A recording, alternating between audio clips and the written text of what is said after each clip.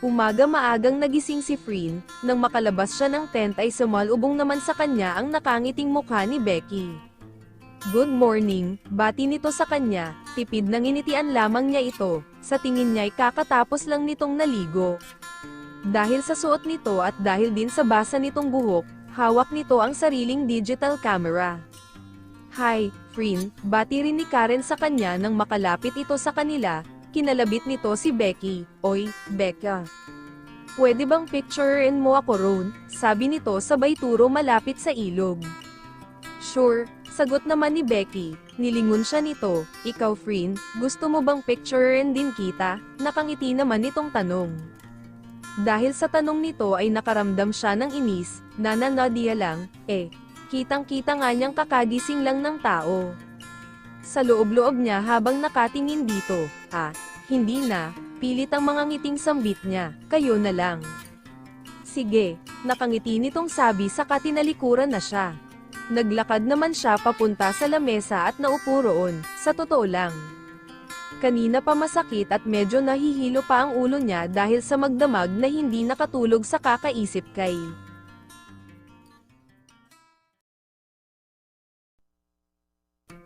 Kasalukuyang nag-aalmusal si Frin kasama sina Trixie at Cheska, habang pinagmamasdan sila Sofia at dalawa pang mga kaibigan nitong naliligo sa ilog, nang marinig niyang nagsalita si Trixie. "Oh, bakit ganyan ang hitsura mo?" nagtatakang tanong nito. Batid niyang napansin nito ang mga mata niya. "Hindi kasi ako makatulog ng maayos kagabi." Ang dami-daming lamok, pagdadahilan niya na hindi man lang ito tinitingnan. Nagtaka naman siya, nang mapang-isi si Cheska sa kanya at naglabas ito ng salamin mula sa makeup bag nitong dala at itinapat iyon sa kanya. Nang matapat iyon sa mukha niya ay kitang-kita niya ang malaking pimple na tumubo sa ibabaw ng ilong niya. Natuon ulit ang mga mata niya sa dalawa. "Oh, anong meron? Sino yan?" halos magkasabay namang sambit ng mga ito. "Ano?" nangungunot ang noong tanong naman niya. Hinawakan ni Trixie ang magkabilang braso niya. "Aminin mo nga sa amin." Napatawa na ito. "Si Becca yan, no?" magkasabay namang bigkas ng dalawa. Napalingon bigla si Becky sa gawin nila, ilang metro lang ang layo sa kanila. Kasunod noon ang malulutong na tawanan ng dalawa. Natatarantang tinakpan naman niya ang bibig ng mga ito dahil sa lakas ng pagkakasambit sa pangalan ni Becky. "Tumahimik nga kayo," inis niyang sabi. Mabilis na lumayo naman ang dalawa sa kanya. "Alam mo, hindi ka mabiro, hahaha, baka naman totoo, hahaha," tumatawang sabi ni Trixie. Oy, panunukso naman ni Cheska na sinundot-sundot ang tagiliran niya. Dahil sa walang tigil na pangungulit ng mga ito, dahil sa walang tigil na panunukso ng mga ito, ay tuluyan na siyang napikan. "Ano ba? Tumahimik na kayo," malakas niyang sigaw sa mga ito. Sapat na iyon upang umalingaw-ngaw ang boses niya sa buong paligid. Nahihiyang napatahimik na lang ang dalawa. Matapos ang pangyayaring iyon, hindi na niya kinausap ang dalawa hanggang sa nakauwi sila. Nang makauwi sila ay halos buong araw naman silang nakatulog dala ng sobrang pagod ng katawan.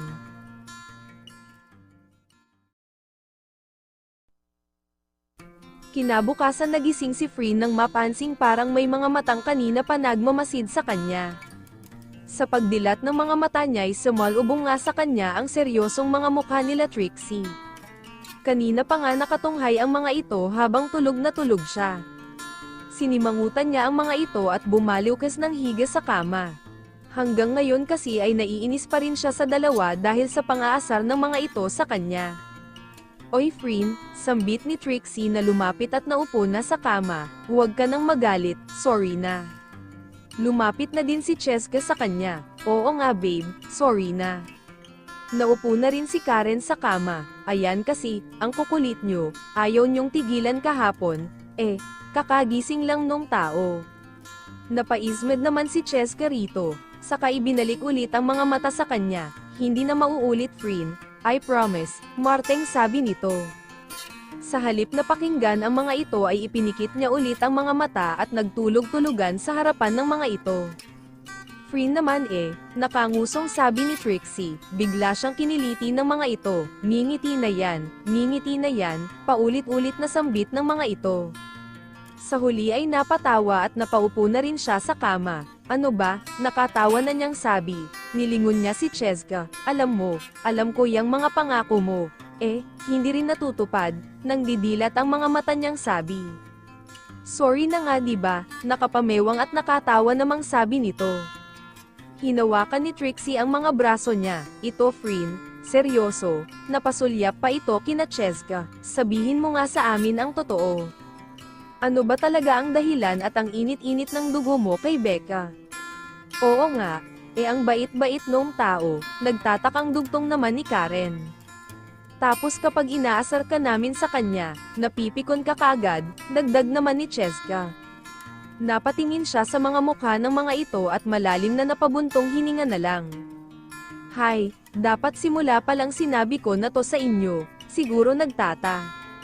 Napahinto siya sa pagsasalita nang may biglang kumatok sa pinto, magkasabay naman silang napalingon doon, bumulaga sa kanila ang nakangiting si Becky. Pumasok na ako, nakabukas nginitian ito nila Trixie, pinapatawag na pala kayo ni Sofia. Nakangiti nitong sabi, sige, susunod kami. Maya-maya, nakangiting tugon naman ni Karen. Now na, nakangiting bungad naman ni Sofia nang biglang lumabas sa likuran ni Becky. Malalim na napabuntong hininga na lamang si Frin.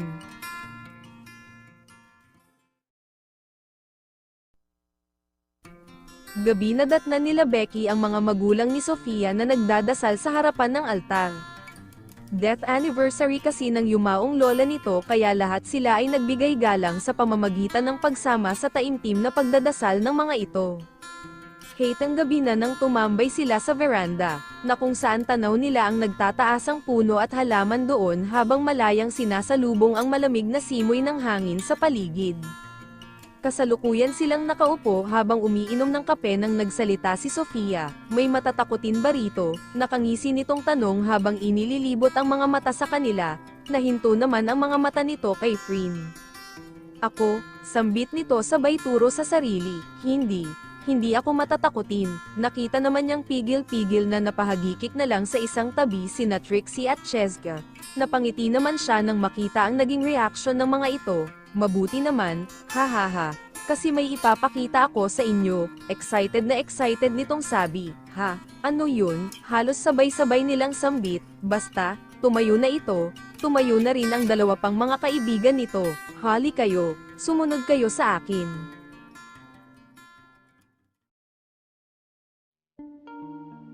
Habang nakasunod kay Sofia ay hindi maiwasan ni Frin na makaramdam ng kaba. Kaba na hindi niya maintindihan habang papalapit sila sa kanilang pupuntahan. Hindi niya tuloy maiwasang isipin ang naranasan niya noong unang araw nila sa bahay nito. Kasalukuyan silang nakasunod habang nilalakad nila ang mahabang pasilyo sa unang palapag ng bahay na iyon. Maya-maya pa, napahinto naman sila nang huminto si Sofia sa tapat ng isang pinto. Nang buksan nito iyon ay bumulaga sa kanila ang malaking silid na puno ng mga libro, nakahilera ang mga iyon sa naglalakihang aparador. Batid niyang ilang dekada na rin ang itinagal ng mga librong iyon dahil sa amoy niyon at sa sobrang kapal ng mga alikabok doon. Nang hinayla ni Sofia ang puting tela na tinatakpan pa ang isang malaking aparador ay napaubo naman silang lahat dahil sa kapal ng alikabok na naglipa na mula roon. Ano bang ginagawa natin dito, Sofia? Tanong ni Cheska sa kabila ng mga pag-ubo nito. Napangisi ito, basta, malalaman niyo mamaya, hali kayo, sumunod kayo sakin, sabi nito saka tumalikod at itinulak ng walang kahirap-hirap ang malaking aparador. Gulat na gulat sila nang makitang itinulak nito ang aparador sa kanang bahagi lalong-lalo na nang makita sa likod niyon ay isang lagusan o sa tamang salita ay isang lihim na lagusan. Mas lalo namang nakaramdam ng kaba si Frin, hindi napansin na mas lalong ipinagdikdikan na ang katawan sa katabing si Becky. Pakiramdam niya ay nasa isang haunted house sila at anumang oras ay may magsisilabasang multo roon. Sumunod sila kay Sofia. Sa pagpasok nila roon ay bumulaga sa kanila ang iba't ibang paintings na nakasabit sa mga dingding. Mas lalo siyang natakot nang matitigan ang mga paintings na iyon, kakaibang paintings, dahil madalas ang nakaukit doon ay mukha ng mga manika. Ito yung sinasabi ko sa inyong ipapakita ko, nakangiting sambit nito. Napatulala silang lahat, na maging si Cheska na likas na madaldal ay napamaang na lang. Ang lahat ng to ay collections ng lola ko, binili niya pa ang mga to sa iba't ibang lugar, pagmamalaking sambit nito. Hindi niya maintindihan kung bakit naatam nitong maipagmalaki ang mga paintings na iyon na para sa kanya ay sobrang creepy at ni sa hinagap ay hindi niya kayang titigan. Hindi ba kayo nagtataka kung bakit tuwing gabi ay may naririnig kayong mga kaluskos at naglalakad sa mga pasilyo, biglang sumilay ang tila nakakatakot nitong mga ngiti? Mas lalo naman siyang napadikit sa katabing si Becky. Sa pakikinig kay Sofia ay wala sa sariling napakapit na lamang siya sa braso ni Becky. Sa sinabing iyon ni Sofia ay matatakot na sana siya nang biglang tumawa ito ng malakas sa harapan nila, pero, joke lang, hahaha, ang seseryoso nyo naman, tumatawang sabi pa nito habang nakahawak sa tiyan, ganito kasi yun, dahil nag-iisang apo lang ako ng lola ko, sa akin niya ipinamana ang lahat ng mga to, inilibot nito ang mga mata sa kanila. At kaya ko kayo pinapunta rito dahil iyon ang bilin sa akin ng lola bago siya namatay, kapag daw dumating yung first death anniversary niya, kung sino raw ang dadalhin ko rito sa bahay ay bibigyan ko ng tag-iisang painting. Bilang pa-welcome at pasasalamat sa pagpunta nyo rito. Wow, ang sweet-sweet naman ni Lola, nakatawa ng sabi ni Cheska, tumingala ito sa kisame, salamat Lola.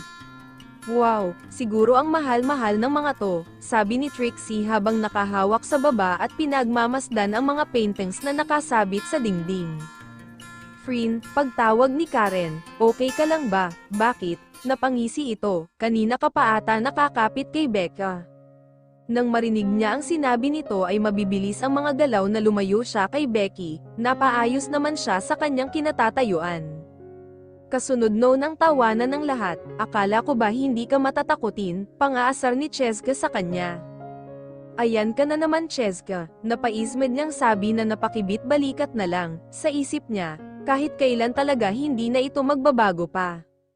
Ilang sandali pa'y isa-isa na silang pinagbibigyan ni Sofia ng painting. Matapos siyang bigyan nito dala ng kuryosidad ay inilibot niya ulit ang mga mata sa iba't ibang sulok ng silid na iyon.